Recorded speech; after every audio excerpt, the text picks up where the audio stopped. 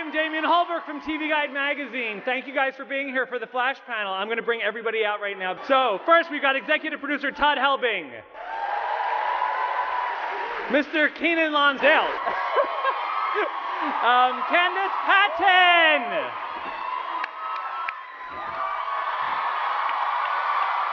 Jesse L.Martin, Grant Gustin,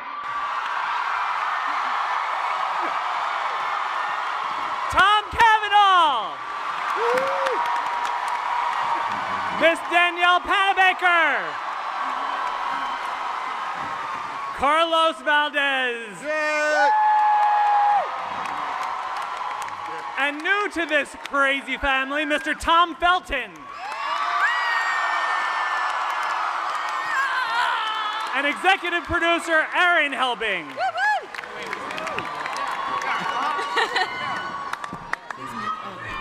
Love you!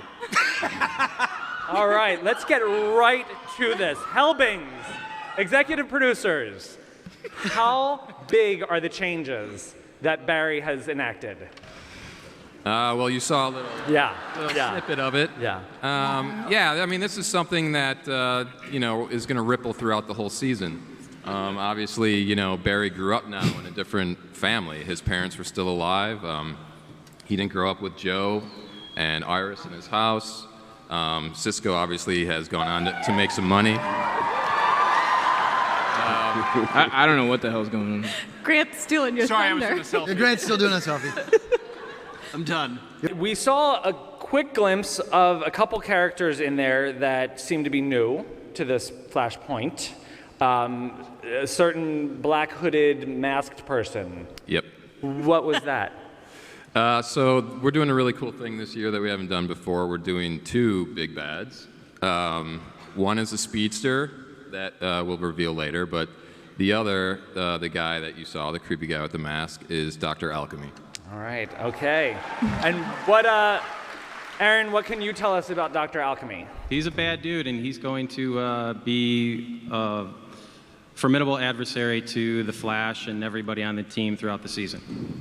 And again, much like last year, you've got the character and then you've got the voice. And you guys want to tell us who's doing the voice this year? Yeah, it's going to be voiced by Tobin Bell. So You guys might know as Jigsaw. Jigsaw. Jigsaw from Nice. Saw. Nice. Because you had to find the one person who was creepier than Tony Todd. Yes, exactly. And that would be Jigsaw. Exactly. All right, so David Ramsey and Stephen Amell have both mentioned this weekend that the Flashpoint paradox will affect Arrow. Can you tell us anything about that? Yeah, I mean, it does affect, it has its ripples throughout the whole universe, So one of the effects is with Diggle himself. I'm not going to be able to go into any detail, but you'll have to tune in and see exactly how. Okay, all right. So let's get to our characters and our actors because God bless them. You guys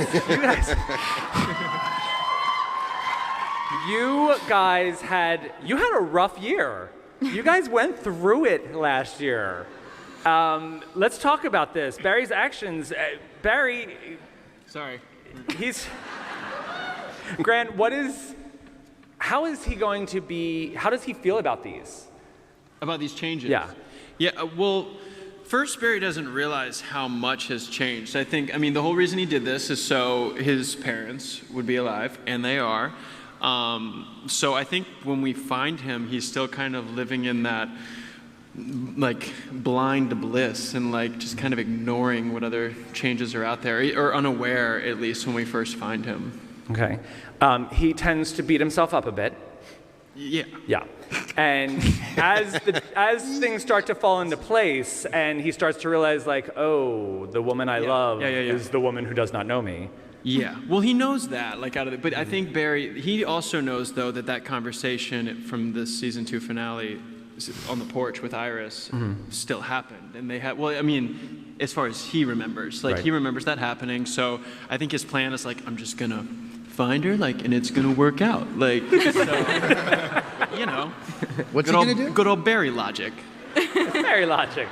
And how long, from the clip we saw, obviously it comes out that he's done this. How long is he going to sit on this secret? When we find him, he's been in this timeline for 3 months. Yep. He's been living in this timeline for 3 months. So he knows he didn't grow up with Joe. He didn't grow up with Iris. Joe and Iris and Barry are just kind of acquaintances. They went to school together. Barry's still a CSI, so he still knows Joe from work. But like I said, I think he's just kind of like, I'll figure the rest out like later. Like I just need my parents alive, and got that. So check. All right. Is that how he talks? Yeah, So, all right, we waited 2 seasons, and then this happens. Does this mean that we're going to have to wait? Are we going to have to wait longer for West Allen to happen? I think in any timeline that Barry and Iris ultimately find each other. Right. And I feel like this actually gives us a chance to watch Barry court her, to like get to know her, like start fresh, and we get You're to such see. a romantic. I'm a little bit romantic. I'm a I little love West that. Allener. Yeah. I'll own it.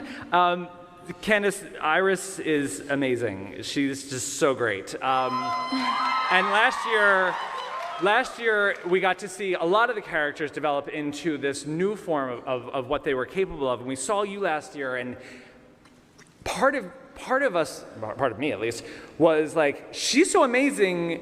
Is she going to wait around forever? Like, this girl is not going to stay off the market long. Oh, wow. Wow. You think a lot of her. I love that. Wow.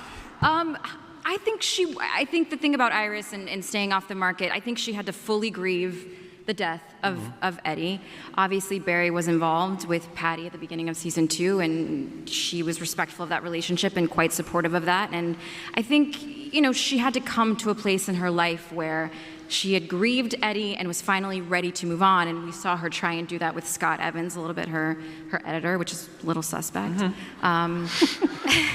And I think that catapulted her into realizing that if she was going to move on, that the person she really wanted to do that with was Barry Allen. And so I think it was a really great move on the writer's part.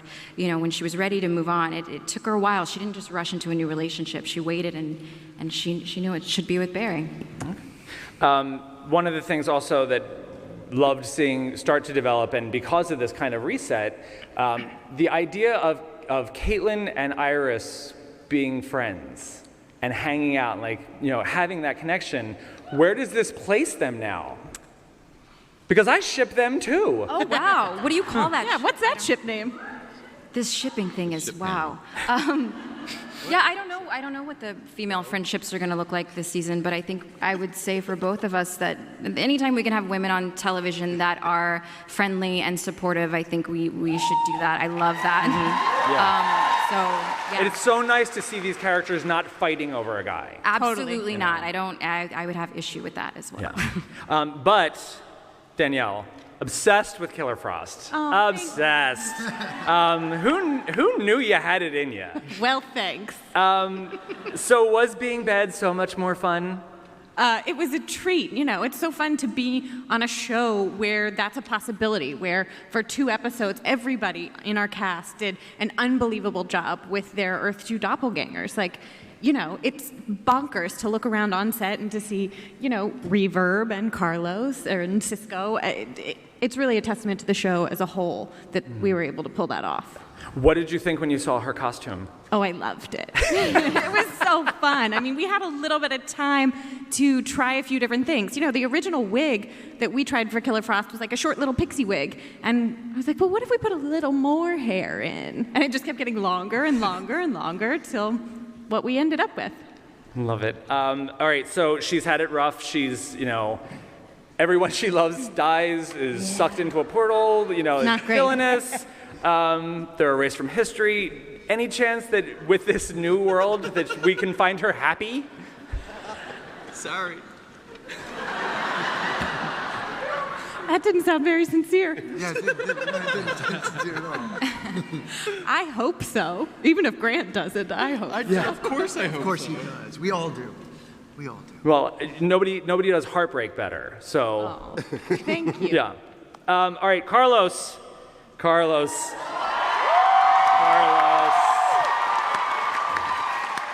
Talk about a hero's journey. We got. What can you? Obviously, we now know what the question was, because we didn't see this clip until today, right now. My question was, what is the next step in his evolutionary, development? But it looks like we get a very different Cisco. Yeah. Tell us about how he got there. Well, so Barry turned back time.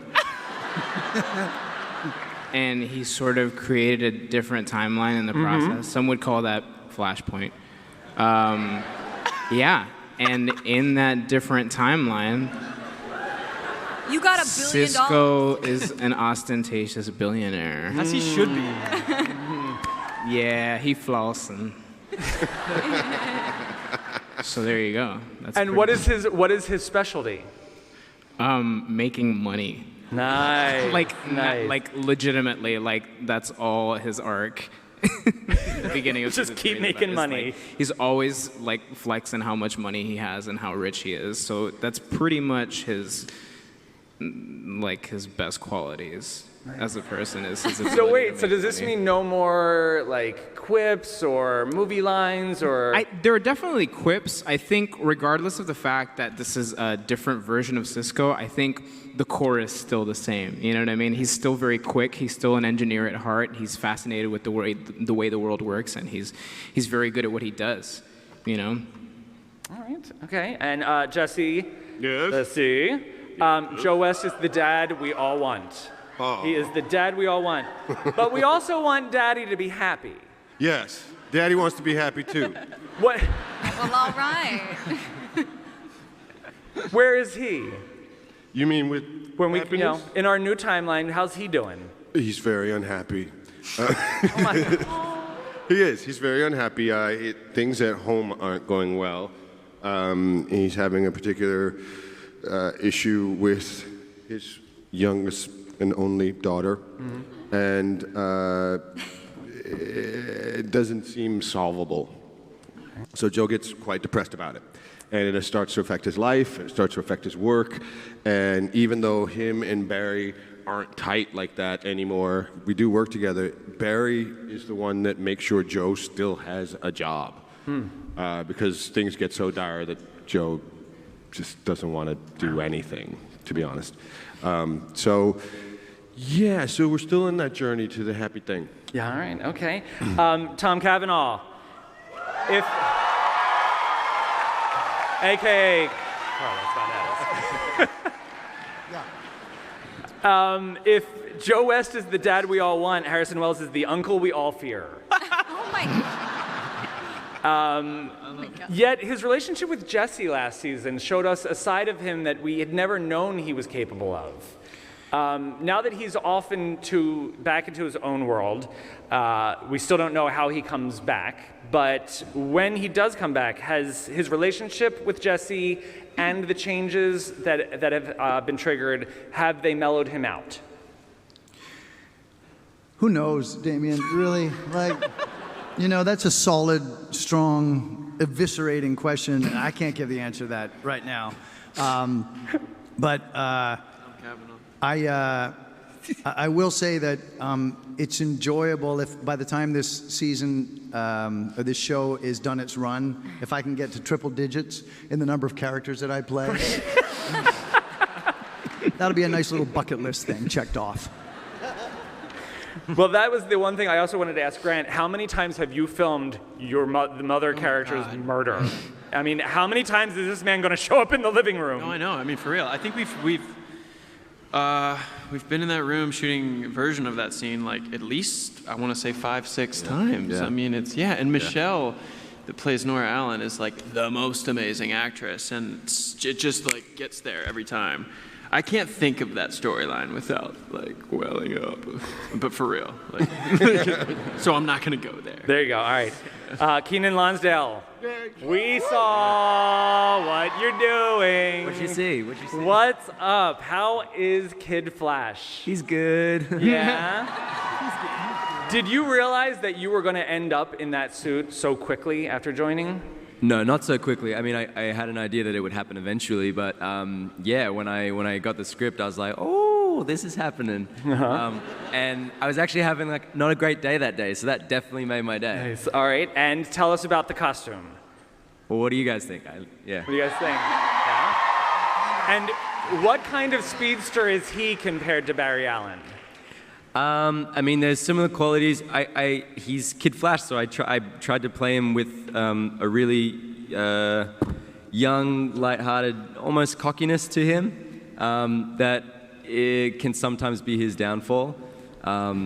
But he is just in a really good place mentally. Like, he's never felt more sure of himself. Okay. Yeah. All right. Okay, so between the Wests, the Wells, and the Allens, I feel like the Wests are the healthiest family in Central City.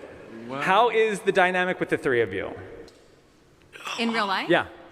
Oh, in real life. Pretty healthy. Good, yeah. These my peoples. Like, it's super healthy. I mean, I think the reason that we can sit down and have those great family scenes is, you know, we have such a great rapport with each other. And so when there's heavy work to do and there's emotional scenes, we just sit down and have the conversation. Yeah, we have family moments too, like when I picked Candice up from the airport and then Candice's car didn't work and then me, Jesse, and Kate, we're all just standing there like, what are we gonna do? My car broke down and like Keiynan had to come to my rescue. It was like real brother-sister stuff. And we got our papa there and he's telling us what to do. It's just like, it's like a real thing. Oh yeah. We had to get a guy to jump my car. Guys, It was like a real Flashpoint family though, moment. that's another story though. Yeah. Yeah, you guys ain't so tight. Nope. Thank you, Grant. Sorry.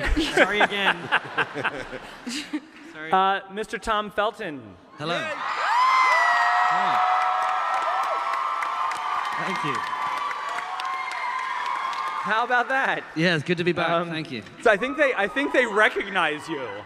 It's surreal. The last time I was here, I was representing a franchise symbolized by a lightning bolt. Wow. And here I am. So yeah, that just hit me like now. It was weird. I hadn't thought of that. That is insane, actually. It's kinda odd. So this character, Julian, Yes.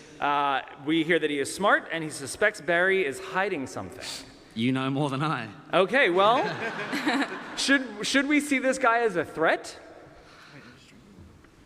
I think any character I play, you should see as a threat.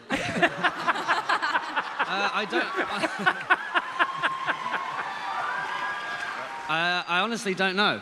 I tried to get both of these writers tipsy last night to pry some information out of them, and to no joy. So I'm not sure. I've the first two episodes that we're into so far, there's definitely some friction, shall we say, between Barry and Julian. He definitely sort of treads on the toes of Barry's expertise, being a sort of forensic expert. So yeah, there's some feathers ruffled pretty early on, so I'm intrigued to know where it goes. All right. And anyone else maybe on this panel that Julian interacts with on a more pleasant level? I think we're pretty present with each other. Yes. Well, I didn't want to tell them about our romantic flirt too soon. That's why things aren't going well at home for Joe. Yeah. Honestly, I don't know. It'd be much easier if it'd be harder if I did know, but the fact that I don't, it's this man's fault. He's not told me anything. But it's exciting. I know there's going to be a lot to sink my teeth into, and if the last two seasons have anything to go by, anything's possible. I could literally be playing, I could be a woman by episode 6. So. All right, so for the Helbings, it sounds like you have given everyone here a new character to play. How great is that for the actors? Awesome. Yeah. So what is it like getting the scripts and saying, like, this is not the Iris I was? I mean, the thing about Flashpoint, I think, for my character, actually, she's quite similar. But to your point, in Earth 2, we're all getting to play different versions of our characters, and you sign on to do a show, you think you're playing one character for that many years. Mm-hmm. This is one of the rare shows where you get to expand and play as an actor, and that's really exciting. It makes me excited to go to work, especially for many, many years to come. Mm-hmm. Mm-hmm. Yeah. Hopefully. For Grant and Jesse, For a lot of viewers, it is, we know that if there's a possibility that you two are in a scene that's not in the police station, we're going to cry. Like if they're at a dinner table, we're dead. Do you guys have that thing where you're like, oh, okay, so this is where we're going to make people cry? No. Yeah. No. No, I mean, I don't think we ever set out to make anybody cry. I mean... But you do it all the time. But not on purpose. I mean... Help me out. Yeah, no, I don't know. I don't think that's ever like a goal. It's good writing, good stories, and I think our real life bond is strong, and Barry and Joe's relationship is pretty special, and they've been through a lot, and it's interesting now because it's gotten to a point. I guess it's not that way anymore, but it had gotten to a point where Joe's always given Barry advice, but it's Barry has been there for Joe as well. Exactly. It's a really cool relationship, but I don't think we ever set out to be like, y'all are gonna cry. Well, now that things have been kind of reversed, what is Barry's relationship with Harrison like? Well, what do I say to that? I mean, Harry left. Yeah. And he's gone. So in Flashpoint, he's not around. Not there. Yeah. So it's non-existent, I guess. Oh, Tom, that must be awesome for you. What's nice is, not being on the show, but being allowed to come down to Comic-Con and hang out with I've been crashing on Jesse's sofa, and Grant's been bringing me food, and it's like, everyone's been How'd so you get on the great. panel, by the way? I don't know. They just like a little convincing talking and Weird. intriguing I to see. got him in with this. Yeah, it's great. Yeah. It's really welcoming. It's nice. This is the kind of generous cast that I've been aligned with, so I'm grateful. One thing that we're grateful for from last season is the stuff that you and Carlos got to do. These two were hilarious. Oh my gosh. That was so much fun to watch you two go at it. Bolivian. You're like the Bickersons. How much fun was it developing that dynamic between you two? Go, Los, go. It was a blast. It was a blast, man. It was so It was a fun. blast. It was amazing. It was incredible. We loved it. It was incredible. So, it was so much mostly fun. improv. There's nobody better than this guy. Like, you throw yourself in with this guy, there's nobody better. We made it so that we kept on talking on top of each other. There's nobody better than Los. There's nobody better than Los. There's nobody better than Los. So annoying.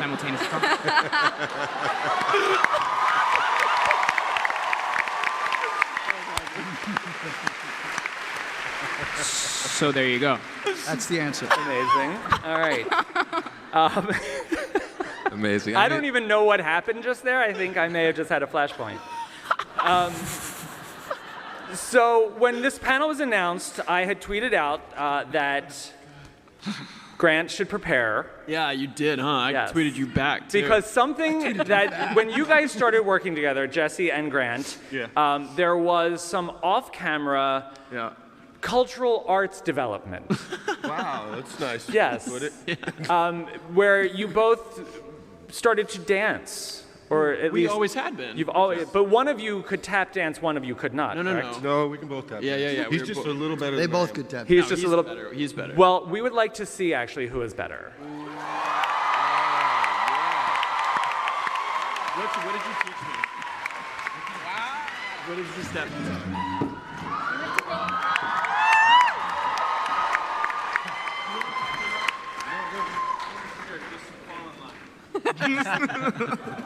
Jesse taught me this. He's a better tap dancer than me. Yeah.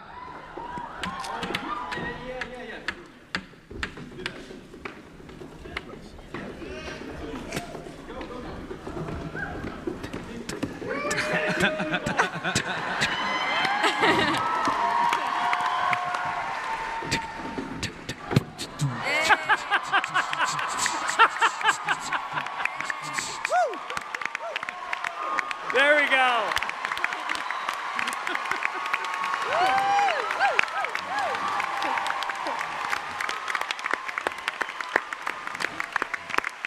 I literally tweeted him that I would not do that. But he suckered me in. And I like you guys. Well, maybe Flashpoint will bring some more of that kind of stuff. There you go. All right. Something first of all.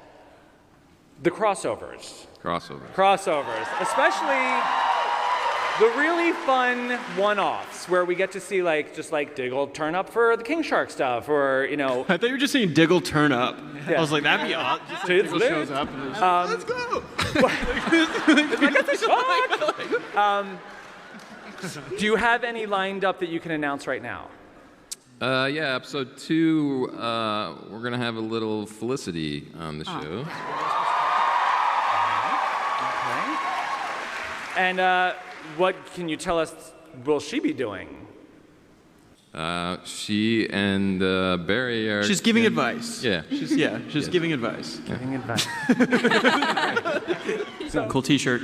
Cool T-shirt. Killing it. Yeah. Oh, cool jacket, too. I didn't see it. Very on brand. Repping both. Crossover. Hi, my name is Michael, and I'm from Central City. Nailed it. Menifee, California. So I was just wondering, you guys have introduced a lot of speedsters to the show, like Jake Garrick, Wally West, Jesse Quick. Are you going to introduce Bart Allen, and how would you do it? As of now, we're not, but that's, it's the Flash, so anything's possible. All right, cool. Thank you. Hey, what's up, guys? My name's Spencer. My question is kind of a crossover question between Legends and The Flash.